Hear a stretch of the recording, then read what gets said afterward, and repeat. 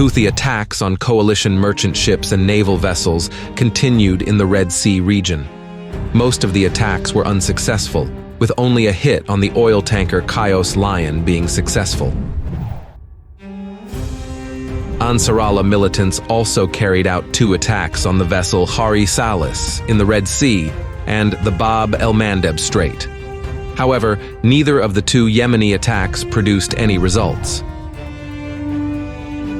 In response to the Houthi attacks, the US-British coalition Air Force launched airstrikes on the Houthi-controlled part of Yemen. Ansarallah targets in Al-Hodeidah and Hajj were bombed. Meanwhile, Iranian proxies from the Islamic resistance in Iraq launched kamikaze drones at Eilat.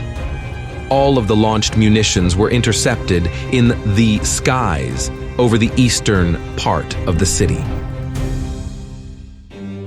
In response to an attack by Iranian-backed groups, the IDF Air Force bombed Syrian territory.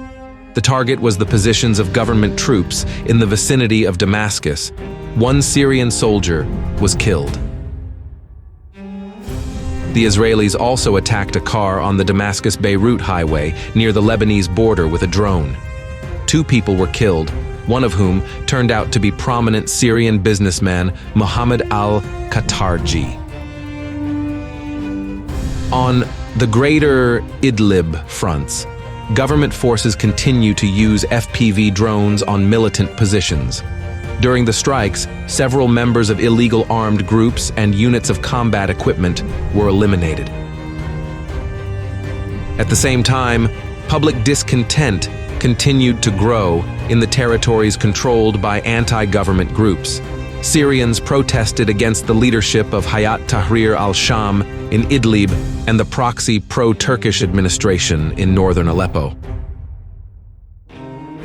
The Turkish Armed Forces air and ground operation against the Kurdistan Workers' Party, PKK, continued in northern Iraq. Up to 8 Kurdish militias were eliminated in a series of airstrikes in the mountainous regions of Hakurk and Gara. In turn, members of the PKK's military wing, the People's Defense Forces, shot down a Turkish helicopter in Zappa. 12 Turkish Armed Forces personnel were injured, including a lieutenant.